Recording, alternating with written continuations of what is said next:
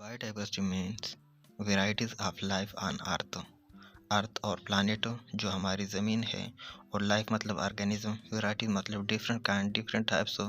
तो जो different types of organism है हमारे अर्थ पर, इसको क्या कहते हैं? बायोडाइवर्सिटी कहते हैं। इसके बाद हम पढ़ेंगे importance of biodiversity. Importance of biodiversity का मतलब है कि कौन कौन से फ़ायदे हैं, कौन कौन से यूजेस हैं। और इसके बाद है कंजर्वेशन ऑफ बायोडाइवर्सिटी।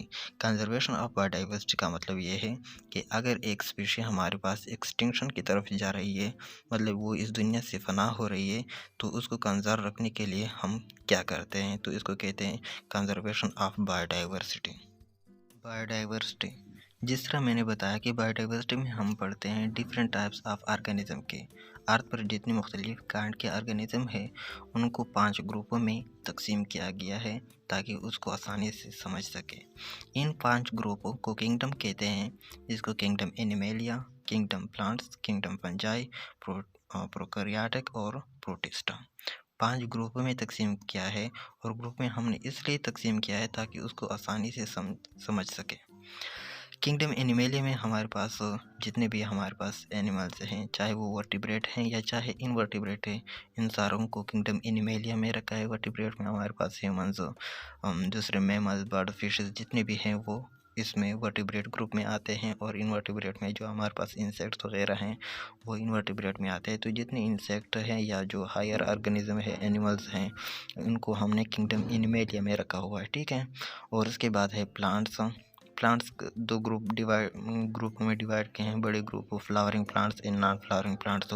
तो चाहे फ्लावरिंग प्लांट हो या नॉन फ्लावरिंग प्लांट हो, वो एक ही ग्रुप में है, और उस ग्रुप को क्या कहते हैं? किंगडम प्लांटिए या प्लांट्स।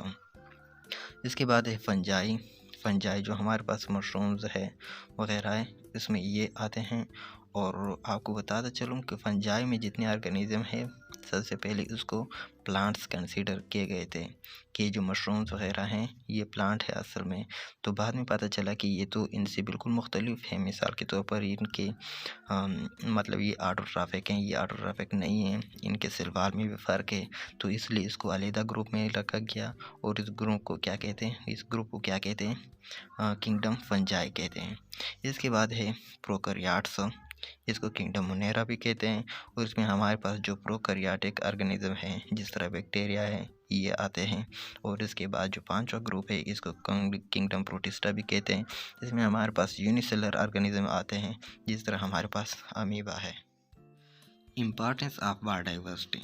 बायोडाइवर्सिटी के इम्पॉर्टेंस क्या है, इनकी यूजेस, इनके एडवांटेजेस क्या हैं? इनमें से कुछ ये हैं। Varieties of food. फूड जो है वो ये बेसिक नीड है फॉर ऑल ऑर्गेनिज्म। जितने भी हमारे पास ऑर्गेनिज्म होंगे, उन सारों को फूड की ज़रूरत होगी। इसी तरह इंसान भी फूड के बगैर नहीं रह सकता। फूड इसकी बेसिक नीड है, बेसिक ज़रूरत है। तो ये फूड जो है ये हमें बायोडाइवर्सिटी के थ्रू प्रोवाइड होती है। और ये वेराइटीज़ ऑफ फूड मतलब डिफरेंट टाइप्स ऑफ फूड, आप different types of plant consume करते हैं, different types of animal consume करते हैं, मतलब एक गोश्त है। और फिर गोश्त के अंदर भी बहुत सारी किस्म है, मतलब एक बड़ा गोश्त, छोटा गोश्त, तो मछली का गोश्त वगैरह वगैरह।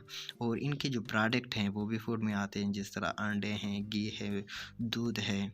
तो ये प्रोडक्ट, ये सारी चीज़ें आपको कहाँ से प्रोवाइड होती है? बायोडाइवर्सिटी से। डिफरेंट टाइप्स ऑफ ऑर्गेनिज्म है, और वो आपको डिफरेंट टाइप्स का आपको फूड देते हैं, डिफरेंट टाइप के जायके देते हैं। इसके बाद है प्रोडक्शन ऑफ ड्रग्स। बहुत सारी दवाइयाँ जो है वो आपके पास प्लांट से और एनिमल से, इनके लिए इन प्लांट्स और एनिमल से तैयार होती है। तो मेडिकल में मतलब ये ड्रग्स की जो प्रोडक्शन है, इनमें प्लांट्स और एनिमल का बहुत ज़्यादा रोल है। बहुत सारे प्लांट्स हैं वो आपको ड्रग्स प्रोडक्शन में हेल्प करते हैं, मतलब इनसे ड्रग बनते हैं। और जिस तरह मलेरिया है, पेनिसिलिन है, वो आपके पास मतलब ये डिफरेंट टाइप्स ऑफ ड्रग हैं, और वो आपको किस चीज़ से मिलते हैं? प्लांट से मिलते हैं। Economic values. इकोनॉमिक वैल्यूज़ का मतलब ये है कि हम इससे पैसे कमाते हैं। मतलब के प्लांट्स से जो हैं इनको आप बेचते हैं, इनसे आप पैसे कमा सकते हैं। इस तरह एनिमल जो हैं उनसे भी पैसे कमाए जा सकते हैं।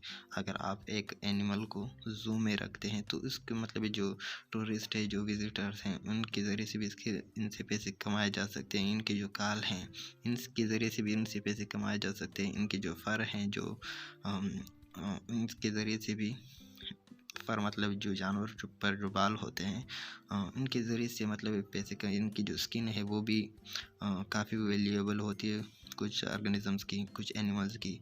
तो इनके ज़रिए से इनसे पैसे कमाए जा सकते हैं और ये इनकी इकोनॉमिक वैल्यू है। इस तरह आपके पास इकोलॉजिकल वैल्यू है। इकोलॉजी मतलब इकोसिस्टम जो हमारे पास होता है उसमें इसकी वैल्यू होती है। और उसमें कैसे वैल्यू होती है आओ देखते हैं। एक इकोसिस्टम जो होता है उसमें हमारे पास 3 किस्म के ऑर्गेनिजम्स होते हैं। एक को हम कहते हैं ऑटोट्रॉफिक, दूसरे को हम कहते हैं हेटरोट्रॉफिक और तीसरे को कहते हैं डिकम्पोजर्स। और ये आपके पास 3 मतलब ग्रुप्स हैं। इन तीनों ग्रुप्स में अगर एक ग्रुप नहीं होगा तो आपके पास जो इकोसिस्टम हो, जो हमारा माहौल है वो सही तरतीब से नहीं चल सकेगा। तो ऑटोट्रॉफिक एक ग्रुप ऑफ ऑर्गेनिज्म है और ये ऐसा ग्रुप है ऑर्गेनिज्म का जो अपनी खुराक खुद तैयार कर सकते हैं। जिस तरह के प्लांट्स हैं, प्लांट सनलाइट को यूज़ करके, जो रेडिएशन है उनको इस्तेमाल करके फूड बनाते हैं या ग्लूकोज बनाते हैं, ठीक है। तो ये ऐसे ग्रुप जो अपनी खुराक खुद बनाते हैं इसको क्या कहते हैं, ऑटोट्रॉफिक कहते हैं। और ऑटोट्रॉफिक के जो जो हमारे पास मेन है वो क्या है, प्लांट्स है। प्लांट्स हमारे के पास क्या है, ऑटोट्रॉफिक है। जितने हमारे पास फूड हैं वो सारे क्या है, ऑटोट्रॉफिक। जो हमारे पास प्लांट्स हैं उनके ज़रिए से हम तक पहुँचते हैं, चाहे वो गोश्त क्यों ना हो। अगर आप गोश्त को कंज्यूम करते हैं तो अगर हम उसको देखें तो वो गोश्त भी असल में प्लांट से आया होता है, ठीक है। मतलब आप किसी गाय को या किसी दूसरी चीज़ को आप कंज्यूम करते हैं तो गाय गोश्त को कंज्यूम करती है, इसलिए उसमें जो है ना मीट जो है वो गोश्त बनता है और आप इसको कंज्यूम करते हैं। इसके बाद है हेटरोट्रॉफिक वो होते हैं जो प्लांट को कंज्यूम करते हैं या प्लांट पर डिपेंडेंट होते हैं। और इसके बाद होते हैं डिकम्पोज़र में बैक्टीरिया वगैरह आते हैं। डिकम्पोज़र का मतलब ये है कि जब प्लांट या एनिमल, प्लांट भी डिके हो सकते हैं, एनिमल कि जब वो मर जाते हैं तो वो इसको डिकम्पोज करते हैं। क्या करते हैं, डिकम्पोज करते हैं। और इसका फ़ायदा ये है कि उस एनिमल में जो न्यूट्रन स्टोर होते हैं वो उस न्यूट्रन को रिसाइकल कर लेते हैं, और जब वो रिसाइकल हो जाते हैं तो वो दोबारा साइल में हमारे पास शामिल हो जाते हैं और साइल से दोबारा वो प्लांट में चले जाते हैं। तो ये जो न्यूट्रंट है, जो आपके पास डिफरेंट मॉलिक्यूल्स हैं, ये साइकिल में आते हैं। इस तरह एक पूरा साइकिल बनता है।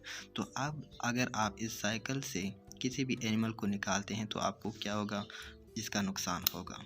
अगर आप पूरे ग्रुप को निकाल लेते हैं, डिकम्पोज़र को निकाल लेते हैं या ऑटोट्रॉफिक को निकाल लेते हैं तो फिर तो आपका जो इकोसिस्टम है वो चल ही नहीं सकता।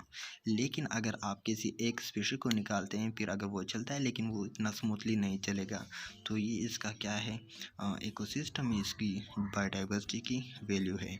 अगर आप इकोसिस्टम में सिर्फ एक टाइप के ऑर्गेनिज्म को रखें तो वो आपके पास सक्सेस नहीं कर सकता। मिसाल के तौर पर अगर आप एक इकोसिस्टम में सिर्फ हेटरोट्रॉफिक को रखते हैं तो आपके पास सर्वाइव नहीं कर सकते हैं। एक इकोसिस्टम में इन सारों का जो है ना रहना ज़रूरी है। तो ये इसकी इकोलॉजिकली वैल्यू है, इकोलॉजिकल इम्पॉर्टेंस है। बाकी बहुत सारी इम्पॉर्टेंस है। Some other importance of biodiversity, कुछ और इम्पॉर्टेंस मैंने लिखे हैं। ये स्पेशली प्लांट्स के मुतालिक हैं कि हमारे पास ये क्या करते हैं, फूड प्रोवाइड करते हैं, जिसका तो हमने पहले ही जिक्र किया।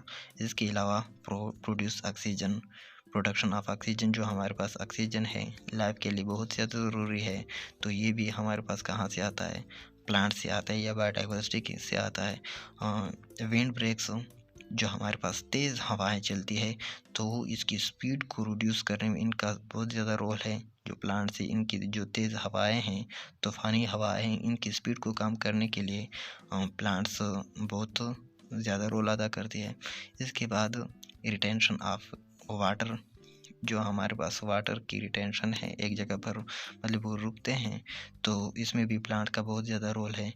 कैप्चर कार्बन एंड स्टोरेज, जो कार्बन कैप्चर एंड स्टोरेज है, मतलब इसको कैप्चर करते हैं और स्टोर करते हैं, इसमें भी प्लांट्स का रोल है। In the form of glucose, glucose में जो कार्बन कार्बन चेन होता है, तो वहाँ पर कार्बन कैप्चर एंड स्टोरेज है, वहाँ इनके जो बॉन्ड्स हैं इसमें एनर्जी स्टोर होती है। इसके अलावा क्लीन एयर, जो हमारे पास CO2 है, CO2 कार्बन डाइऑक्साइड गैस जो है, इसको ये मतलब इस्तेमाल करते हैं और हमारा जो इन्वायरमेंट है, जो हमारी एटमॉस्फेयर, इसको क्लीन करते हैं। अगर कार्बन डाइऑक्साइड गैस हमारे इन्वायरमेंट में ज़्यादा होता है तो ये इज़ पॉल्यूटेंट काम करता है। इसके अलावा शेड, मतलब साया प्रोवाइड करते हैं। हैबिटाट, जो हमारे पास जंगली हयात हैं, इनको ये हैबिटाट, मस्कन, मतलब इनको घर, एक माहौल प्रोवाइड करता है। इसके अलावा फ्लड कंट्रोल, जो हमारे पास फ्लडिंग है, इनको कंट्रोल करने में भी इसका काफ़ी रोल है। रिड्यूस साइल एरोजन, जो साइल एरोजन होता है, मतलब ज़मीनी कटाव जो होता है, इसको कम करता है, बल्कि ख़त्म करता है। और प्लांट की वजह से माहौल में ब्यूटी भी आती है। तो ये इसकी क्या है, इम्पॉर्टेंस है। Conservation of biodiversity, provide protection and management of biodiversity. जब हम किसी स्पीशी को एक स्पेशल प्रोटेक्शन प्रोवाइड करते हैं, और इसको एक साइंटिफिकली और तरीके से इसको मैनेज करते हैं, तो इसको क्या कहते हैं, कंजर्वेशन ऑफ बायोडाइवर्सिटी। ये कंजर्वेशन ऑफ बायोडाइवर्सिटी हम क्यों करते हैं, मतलब ये हमारी इसमें इतनी इंटरेस्ट क्यों होती है कि हम इसको स्पेशल प्रोटेक्शन प्रोवाइड करते हैं। तो इसके दो वजूहत हैं। एक वजह यह है कि अवॉइड देयर एक्सटिंक्शन। बहुत सारे स्पीशीज़ हमारे पास ऐसे कंडीशन में कि वो एक्सटिंक्शन की तरफ जा रहे हैं। एक्सटिंक्शन का मतलब ये है कि एक ऐसा कंडीशन, एक स्पीशी का ऐसा कंडीशन जिस वक्त में उसका कोई लिविंग फॉर्म में कोई इंडिविजुअल बचा ना हो, तो उस स्पीशी को क्या कहते हैं, एक्सटिंक्शन। जिस तरह हमारे पास डायनासोर है, अभी एक डायनासोर भी लिविंग फॉर्म में हमें नहीं पाया जाता, लिविंग फॉर्म में नहीं मिलता, तो ये स्पीशी कौन सी स्पीशी कहलाती है, एक्सटिंक्ट। एक्सटिंक्ट स्पीशी वो होती है जिसकी कोई लिविंग इंडिविजुअल ना हो। तो हम इसको ऐसे हालत से बचाते हैं, टू अवॉइड दियर एक्सटिंक्शन। हम इस स्पीशी को बचाते हैं कि वो हमारे पास एक्सटिंक्ट ना हो जाए। और जो मतलब ये दूसरी है, टू गेट बेनिफिट्स, कि हम इनसे फ़ायदे ले सकते हैं। अगर कोई स्पीशी है वो फ़ायदेमंद है तो हम इससे फ़ायदा ले सकते हैं in present and future. Present में हम इससे फ़ायदा ले सकें ताकि, और फ्यूचर में भी हम इससे फ़ायदा ले सकते हैं, इसलिए हम इसको एक्सटिंक्शन से बचाते हैं। अगर वो एक्सटिंक्ट हो जाए तो हम इससे फ़ायदे नहीं ले सकते, न प्रेजेंट में न फ्यूचर में। तो हम इसको एक्सटिंक्शन से बचाने के लिए क्या करते हैं, इनको प्रोवाइड प्रोटेक्शन करते हैं और साइंटिफिकली इसको मैनेजमेंट करते हैं। इसको कहते हैं conservation of biodiversity. Types of conservation. Conservation के हमारे पास टू टाइप्स हैं, एक है इन सिटू कंजर्वेशन और एक है एक्स सिटू कंजर्वेशन। इन दोनों के अपने अपने फ़ायदे हैं और अपने अपने नुकसानात हैं, वो मैं बाद में बताता हूँ। पहले समझते हैं कि इन सिटू कंजर्वेशन क्या है। फॉर एग्जांपल, एक स्पीशी है, वो हमारे पास यहाँ पर रहती है और वो एक्सटिंक्शन की तरफ जा रही है, तो इसको हम अगर प्रोवाइड करें, इसी नेचुरल इन्वायरमेंट अगर हम इसको प्रोटेक्शन प्रोवाइड करते हैं, तो ये क्या है, इन सिटू कंजर्वेशन है। ठीक है। दूसरा है ex situ conservation. Ex situ conservation के अगर हमारे पास एक स्पीशी है और वो एक्सटेंशन की तरफ जा रही है और हम इसको प्रोटेक्शन प्रोवाइड करना चाहते हैं, लेकिन जो इसका नेचुरल हैबिटाट है वहाँ पर हम इसको प्रोटेक्शन नहीं प्रोवाइड कर सकते, तो इसको यहाँ से उठाकर एक दूसरे जो हमारे पास आर्टिफिशियल है वहाँ पर इसको ले जाते हैं और वहाँ पर इसको प्रोटेक्शन प्रोवाइड करते हैं, और इस टाइप ऑफ प्रोटेक्शन को कहते हैं एक्स सिटू कंजर्वेशन। इन सिटू कंजर्वेशन वो कंजर्वेशन होती है जब हम एक स्पीशी को प्रोटेक्शन प्रोवाइड करते हैं इन दियर नेचुरल हैबिटाट, और जब हम इसके नेचुरल हैबिटाट से उठाकर एक आर्टिफिशियल हैबिटाट में ले जाते हैं, तो इसको क्या कहते हैं, एक्स सिटू कंजर्वेशन। अब इसके फ़ायदे की बात करते हैं, तो इन सिटू की कंजर्वेशन जो है, इसका जो हमारे पास फ़ायदा है वो ये है कि वो अपने नेचुरल हैबिटाट में रहते हैं, तो वो वहाँ पर आसानी से मतलब फ्लरिश कर सकते हैं, वहाँ आसानी होती है इनके लिए। इन सीटू कंजर्वेशन का फ़ायदा ये है कि जब हम किसी ऑर्गेनिज़म को उसके नेचुरल हैबिटाट में प्रोटेक्शन प्रोवाइड करते हैं तो वो ऑर्गेनिज़म ज़्यादा डिस्टर्ब नहीं होता है, बस हम इसको सिर्फ प्रोटेक्शन प्रोवाइड करते हैं। लेकिन इसमें जो मसला है वो मसला ये है कि नेचुरल हैबिटाट में प्रोटेक्शन प्रोवाइड करना थोड़ा सा मुश्किल होता है, ठीक है। दूसरा है ex situ conservation. Ex situ conservation का जिस तरह मैंने बताया कि इसको नेचुरल हैबिटाट से लेकर एक आर्टिफिशियल हैबिटाट में इसको ले जाते हैं और वहाँ पर प्रोटेक्शन प्रोवाइड करते हैं। इसमें फ़ायदा ये है कि जो हमारे पास आर्टिफिशियल हैबिटाट होता है वहाँ पर वो बिल्कुल कंट्रोल में होता है और इसकी जो मतलब है हम बिल्कुल हर तरह से इनका ख्याल रखते हैं, इनकी रिप्रोडक्शन से इनके फूड के मतलब इनकी सारी चीज़ों को हम अपने कंट्रोल में ले सकते हैं, तो ये इसका फ़ायदा है।